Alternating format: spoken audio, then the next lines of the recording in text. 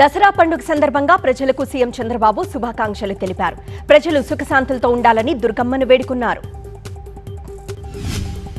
తిరుమల శ్రీవారి బ్రహ్మోత్సవాలు ఇవాళ్టితో ముగుస్తున్నాయి. బ్రహ్మోత్సవాల్లో చివరి ఘట్టమైన చక్రస్నానం నిర్వహించారు ఆలయ అర్చకులు. ఇవాళ సాయంత్రం జరిగే ధ్వజావరోహణంతో ఉత్సవాలు ముగుస్తాయి. ఇంద్రకీలాద్రిపై ఇవాళ్టితో దసరా ఉత్సవాలు ముగియనున్నాయి. రాజరాజేశ్వరి దేవి అలంకారంలో దుర్గమ్మ దర్శనమిస్తున్నారు. భక్తులు వేలాదిగా తరలివచ్చి అమ్మవారిని దర్శించుకుంటున్నారు. కనకదుర్గమ్మను రాజరాజేశ్వరి దేవి అలంకారంలో దర్శనం చేసుకున్నారు ఏపీ హోంమంత్రి అనిత. దర్శనం అనంతరం హోంమంత్రికి వేదాశీర్వదనం చేసి ప్రసాదం, శేషవస్త్రం అందించారు వేద పండితులు. భవానీ భక్తులపై ఇంద్రకీలాద్రి రాజగోపురం వద్ద చేయి చేసుకున్నారు పోలీసులు. పోలీసుల తీరుపై భవానీ భక్తులు ఆగ్రహం వ్యక్తం చేస్తున్నారు. శ్రీశైలంలో దేవి శరన్నవరాత్రి వేడుకలు ఇవాళ్టితో ముగియనున్నాయి. సాయంత్రం నిజ రూపాలంకరణలో భ్రమరాంబికాదేవి దర్శనమిస్తారు. రాత్రి తెప్పోత్సవంతో దసరా ఉత్సవాలు ముగియనున్నాయి. శ్రీశైలంలో స్వామివారి అమ్మవారికి ఏపీ ప్రభుత్వం తరపున పట్టు వస్త్రాలు సమర్పించారు మంత్రి ఆనం రామనారాయణ రెడ్డి, ఎమ్మెల్యే బుడా రాజశేఖర్ రెడ్డి. కర్నూలు జిల్లా ఎమ్మికనూరులో దుర్గాదేవి నవరాత్రి ఉత్సవాలు కొనసాగుతున్నాయి. దుర్గాదేవిని 26 లక్షల కరెన్సీ నోట్లతో అలంకరించారు. బాసర శ్రీ జ్ఞాన సరస్వతి ఆలయంలో దసరా ఉత్సవాలు ఇవాళ్టితో ముగియనున్నాయి. సరస్వతి రూపంలో అమ్మవారు భక్తులకు దర్శనమిస్తున్నారు. దసరా సందర్భంగా వేములవాడ శ్రీ రాజరాజేశ్వర స్వామి ఆలయానికి భక్తులు భారీగా తరలివస్తున్నారు. మహాలక్ష్మి అలంకారంతో భక్తులకు అమ్మవారు దర్శనమిస్తున్నారు. పెద్దపల్లి జిల్లా కనుకులలోని ఆంజనేయ స్వామి ఆలయ ఆవరణలో దసరా ఉత్సవాలు నిర్వహించారు. ప్రజలంతా సుఖశాంతులతో ఉండాలని అమ్మవారికి ప్రత్యేక పూజలు చేశారు మహిళలు. దసరా పండుగ నేపథ్యంలో నగరవాసులు సొంతూరి బాట పట్టారు. నగరం నుంచి బయలుదేరే అన్ని బస్సులు ప్రయాణికులతో కిటకిటలాడుతున్నాయి. విజయదశమి వేళ టీజీఎస్ఆర్టీసీ 6300 బస్సులు ఏర్పాటు చేసింది. మహాలక్ష్మి స్కీమ్ కింద మరో 600 బస్సులు అదనంగా నడుపుతున్నామని తెలిపారు అధికారులు. స్పెషల్ బస్సులకు అదనపు ఛార్జీని వసూలు చేస్తోంది ఆర్టీసీ. అయితే రెగ్యులర్ సర్వీసులకు ఎలాంటి అదనపు ఛార్జీలు లేకపోవడం ఊరటనిస్తోంది. హైదరాబాద్ విజయవాడల మధ్య ఉన్న రహదారిపై టోల్ ప్లాజాల దగ్గర విపరీతమైన రద్దీ ఏర్పడింది. వందలాది వాహనాలు బారులు తీరి కనిపిస్తున్నాయి. పెద్దపల్లి జిల్లా కనుకుల గ్రామంలో సిటీ నుండి వచ్చిన చిన్నారులంతా పండుగ సంబరాల్లో మునిగి తేలుతున్నారు. ఆటపాటలతో ఎంజాయ్ చేస్తున్నారు. ఇసుక లభ్యత, రవాణాపై సమీక్షించారు సీఎం చంద్రబాబు. ఇసుక సరఫరా పెంచేందుకు 108 కొత్త రీచ్లు ఈ నెల 16 నుంచి పూర్తి స్థాయిలో అందుబాటులోకి తేవాలని నిర్ణయించారు. ప్రైవేట్ ఇసుక రీచ్ల్లో కూడా డిఎల్ఎస్సీ ధరకే ఇసుక సరఫరా చేయాలని అధికారులను ఆదేశించారు చంద్రబాబు. ఆన్లైన్ పోర్టల్తో పాటు ఇసుక రీచ్ల దగ్గర నేరుగా బుకింగ్ అవకాశాలు ఇవ్వాలన్నారు. తిరుమలలో సమానంగా శ్రీశైలంను అభివృద్ధి చేస్తామని చెప్పారు మంత్రి ఆనం. ప్రసాదం స్కీమ్ కింద పర్యాటక రంగం నుంచి ఇప్పటికే 100 కోట్ల రూపాయలు మంజూరు చేయించామన్నారు. ఈ నెల 16న ఏపీ కేబినెట్ భేటీ జరగనుంది. ఉచిత గ్యాస్, కీలక అంశాలపై ఈ సమావేశంలో నిర్ణయం తీసుకోనున్నారు. మద్యం దుకాణాల దరఖాస్తుల ద్వారా ఏపీ సర్కార్కు 1742 కోట్ల రూపాయల ఆదాయం సమకూరింది. మొత్తం 3396 దుకాణాల కోసం 87,116 దరఖాస్తులు వచ్చాయి. నిన్నటితో మద్యం షాపుల కోసం దరఖాస్తుల స్వీకరణ పూర్తయింది. ఎన్ఆర్ఐలు కూడా షాపుల కోసం దరఖాస్తులు చేసుకున్నారు. ఈ నెల 14న లాటరీ ద్వారా కేటాయింపు ఉంటుంది.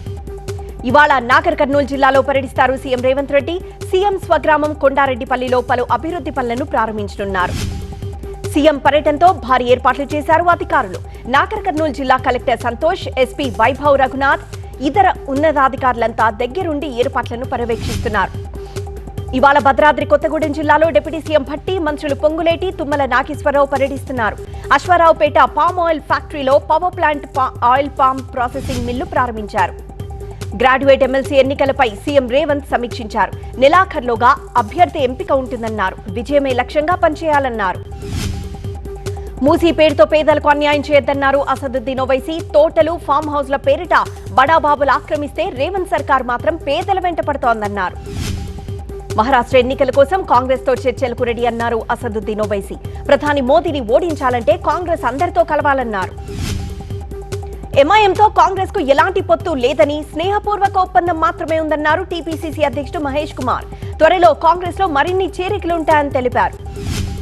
ఇందిరమ్మ ఇళ్ల పథకం ప్రభావవంతంగా అమలు చేసేందుకు గ్రామ పంచాయతీ, మున్సిపల్ వార్డు స్థాయిలో కమిటీలు ఏర్పాటు చేస్తూ ప్రభుత్వం ఉత్తర్వులు జారీ చేసింది. కాంగ్రెస్ సర్కార్ నిర్బంధం పెట్టి బతుకమ్మ పండుగ కళ్ల తప్పేలా చేసిందన్నారు మాజీ మంత్రి జగదీష్ రెడ్డి. పండుగ ఏర్పాట్లలో ప్రభుత్వం పూర్తిగా విఫలమైందన్నారు. మేడిగడ్డ, అన్నారం, సుందిళ్ల పునరుద్ధరణపై ఎన్డీఎస్ఏ, కాళేశ్వరం కమిటీ చైర్మన్లతో మంత్రి ఉత్తమ్ కుమార్ రెడ్డి ఢిల్లీలో సమావేశమయ్యారు. మేడిగడ్డపై ఎన్డీఎస్ఏ తుది నివేదిక త్వరగా అందించాలని ఉత్తమ్ కోరారు. తెలంగాణలో సమగ్ర కులగణనపై జీవో జారీ అయింది. 60 రోజుల్లో ఇంటింటి సర్వే పూర్తి చేయాలని ఆదేశించారు సీఎస్. ఎస్సీ వర్గీకరణపై అధ్యయనానికి 1 మ్యాన్ కమిటీని తెలంగాణ సర్కార్ ఖరారు చేసింది. హైకోర్టు రిటైర్డ్ న్యాయమూర్తి జస్టిస్ షమీం అఖ్తర్ను కమిటీ చైర్మన్ గా నియమించింది. చిత్తూరు జిల్లా ఆరిమాకులపల్లి ప్రాథమిక ఆరోగ్య కేంద్రాన్ని ఆకస్మికంగా తనిఖీ చేశారు ఎంపీ దగ్గుమళ్ల ప్రసాదరావు. 7 సిబ్బంది గైర్హాజరుతో ఆగ్రహం వ్యక్తం చేశారు ఎంపీ. రైతు బజార్లలో పామాయిల్ 110 రూపాయలకే విక్రయించాలని మంత్రి నాదెండ్ల మనోహర్ ఆదేశించారు. విజయవాడలోని 2 రైతు బజార్లను ఆకస్మికంగా ఆయన తనిఖీ చేశారు. నాంపల్లి ఎగ్జిబిషన్ గ్రౌండ్ లో అమ్మవారి విగ్రహం ధ్వంసం కేసులో నాగర్ కర్నూలుకి చెందిన కృష్ణయ్య గౌడ్ ను అరెస్ట్ చేశారు బేగంపేట పోలీసులు. తిరుమలలో తాము ఎలాంటి తప్పు చేయలేదంటున్నారు ఎమ్మెల్సీ దువ్వాడ శ్రీనివాస్, దివ్యల మాధురి. రాజకీయ కక్ష సాధింపులో భాగంగానే ఈ కేసులు పెట్టారని ఆరోపించారు. అల్లూరి జిల్లా అరకులోయలో పర్యాటకుల రద్దీ కొనసాగుతోంది. దసరా సెలవులు ముగుస్తున్న నేపథ్యంలో సందర్శకులతో పర్యాటక ప్రాంతాలు కిటకిటలాడుతున్నాయి. రంగారెడ్డి జిల్లాలోని ఆతిపట్ల టీసీఎస్ లో టాటా కంపెనీ చైర్మన్ రతన్ టాటాకు నివాళులర్పించారు Atipatla vice chairman Niranjan Reddy, TCS సభ్యులు. నిర్మల్ జిల్లా ఖానాపూర్లో నల్లపోచమ్మ గుడిలో దొంగతనం చేశారు దొంగలు. అమ్మవారి మీద ఉన్న నగలు, పుస్తెల తాడు, హారం, 2 తులాల వెండి విగ్రహాలు ఎత్తుకు వెళ్లారు. కర్నూలు జిల్లా పత్తికొండ మార్కెట్లో టమాటా ధరలు తగ్గాయి. ఒక్కసారిగా ధర 20 రూపాయలకు పడిపోవడంతో రైతులు ఆందోళన వ్యక్తం చేస్తున్నారు. నిర్మల్ జిల్లాలో దొంగలు రెచ్చిపోయారు. చింతకుంటవాడలో తాళం వేసున్న ఇంట్లో 3 తులాల బంగారం, 5 తులాల వెండి, 2500 నగదును ఎత్తుకు వెళ్లారు. ఏపీకి మరోసారి తుఫాను హెచ్చరికలు జారీ చేశారు అధికారులు. దక్షిణ బంగాళాఖాతంలో ఏర్పడిన అల్పపీడనం వాయుగుండంగా మారే అవకాశం ఉంది. వాయుగుండం ప్రభావంతో ఏపీలోని దక్షిణ కోస్తా, రాయలసీమ జిల్లాల్లో ఈ నెల 14 నుంచి 16 వరకు భారీ వర్షాలు కురుస్తాయని వాతావరణ శాఖ చెబుతోంది. తెలంగాణలో రానున్న 3 రోజులు వర్షాలు కురిసే అవకాశం ఉందని వాతావరణ కేంద్రం తెలిపింది. పలు చోట్ల ఉరుములు, మెరుపులతో కూడిన వర్షాలు కురుస్తాయని చెప్పింది. చెన్నై శివార్లోని తిరువళ్లూరు సమీపంలో ఆగి ఉన్న గూడ్స్ రైలును భాగమతి ఎక్స్ప్రెస్ రైలు ఢీకొట్టింది. ఈ ఘటనలో 12 బోగీలు పట్టాలు తప్పాయి. రైలు ప్రమాదంలో 20 మందికి గాయాలు కాగా 4 పరిస్థితి విషమంగా ఉన్నట్లు రైల్వే పోలీసులు తెలిపారు. ఘటనా స్థలంలో సహాయక చర్యలు కొనసాగుతున్నాయి. గుజరాత్ రాష్ట్రం సూరత్ లో మహాహారతి కార్యక్రమం జరిగింది. ఉమియాధామ్ దేవాలయం ప్రాంగణంలో వేలాది దీపాలతో మహాహారతిని నిర్వహించారు. ముంబైలో నవరాత్రి ఉత్సవాలు ఘనంగా సాగాయి. బెంగాల్ సమితి ఆధ్వర్యంలో దుర్గామాత పూజ సందడిగా సాగింది. బాలీవుడ్ ప్రముఖులు దుర్గామాతను దర్శించుకున్నారు. తమిళనాడులోని మదురైలో 108 వీణలతో ప్రత్యేక ప్రదర్శన నిర్వహించారు. ప్రసన్న వెంకటేష్ పెరుమాళ్ దేవాలయంలో 108 మంది వాద్యకారులు ప్రత్యేక ప్రదర్శననిచ్చారు. మణిపూర్లోని ఇంఫాల్లో జరిగిన బోర్ పూజలో వేలాది మంది పాల్గొన్నారు. మైతేయి తెగకు ఇష్టదైవమైన హియంగతంగ్ లైరెంబి అమ్మవారిని కొలిచేందుకు భక్తులు భారీగా తరలివచ్చారు. సమస్యలకు పరిష్కారం యుద్ధభూమి నుంచి రాదన్నారు ప్రధాని మోదీ. ఇండియా పెసిఫిక్ ప్రాంతంలో శాంతి, పురోగతికి స్వేచ్ఛాయుత పరిపాలన కీలకమన్నారు. లావోస్ పర్యటనలో భాగంగా 19వ తూర్పాసియా శిఖరాగ్ర సదస్సులో ప్రధాని మాట్లాడారు.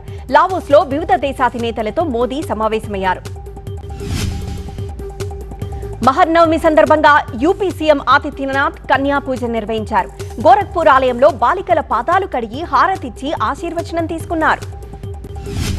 కన్యా పూజ సందర్భంగా బాలికల పాదాలు మొక్కి వారికి బొట్టు పెట్టారు ఉత్తరాఖండ్ సీఎం పుష్కర్ సింగ్ ధామి. తన శ్రీమతితో కలిసి బాలికల పాదాలు కడిగారు. బిలాస్పూర్లో కొలువుదీరిన నైనాదేవిని కేంద్ర మంత్రి జగత్ ప్రకాష్ నడ్డా దర్శించుకున్నారు. దేశమంతా సుభిక్షంగా ఉండాలని ప్రార్థించినట్లు నడ్డా తెలిపారు. మధ్యప్రదేశ్ రాజధాని భోపాల్లోని తన నివాసంలో కన్యా భోజనం ఏర్పాటు చేశారు మంత్రి శివరాజ్ సింగ్ చౌహాన్. అనంతరం వారికి స్వయంగా వడ్డించారు. తమిళనాడులోని రామేశ్వరం రామనాథ స్వామి ఆలయంలో శ్రీచక్ర పూజ నిర్వహించారు. సుగంధ ద్రవ్యాలతో శ్రీచక్రానికి అభిషేకం నిర్వహించారు. అయోధ్యలో దసరా సందర్భంగా రావణ దహనం నిర్వహించేందుకు జోరుగా ఏర్పాట్లు జరుగుతున్నాయి. 55 అడుగుల భారీ రావణుడి బొమ్మను సిద్ధం చేశారు. అస్సాంలోని గౌహతిలో కామాఖ్యాదేవి ఆలయంలో శారదీయ నవరాత్రి వేడుకలు ఇవాళ్టితో ముగియనున్నాయి. చివరి రోజు కావడంతో ఆలయానికి భక్తులు భారీగా తరలివచ్చి దీపాలు వెలిగిస్తున్నారు.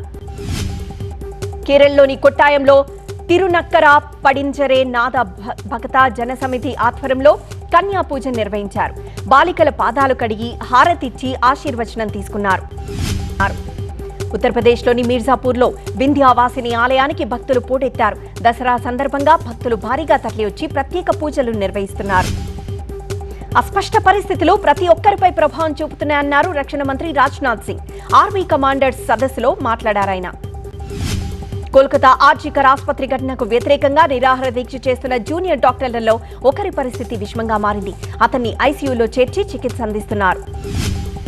ఆమరణ నిరాహార దీక్ష చేస్తున్న జూనియర్ డాక్టర్లకు మద్దతుగా సాధారణ ప్రజలు వేలాదిగా తరలివచ్చారు. మొబైల్ ఫోన్లో టార్చ్ ఆన్ చేసి సంఘీభావం తెలిపారు. నేషనల్ కాన్ఫరెన్స్ కు మద్దతు తెలుపుతూ లేఖను అందించారు కశ్మీర్ కాంగ్రెస్ నేతలు. ఈ లేఖను తీసుకుని లెఫ్టినెంట్ గవర్నర్ ను కలవబోతున్నారు కాబోయే ముఖ్యమంత్రి ఒమర్ అబ్దుల్లా. హర్యానా ముఖ్యమంత్రిగా మళ్లీ బాధ్యతలు చేపట్టనున్న నయాబ్ సింగ్ సైని ఢిల్లీకొచ్చారు. కేంద్ర మంత్రి మనోహర్ ఖట్టర్ తో పాటు పార్టీ పెద్దలతోనూ భేటీ అయ్యారు. ప్రముఖ నటుడు షాజీ షిండే నేషనలిస్ట్ కాంగ్రెస్ పార్టీలో చేరారు.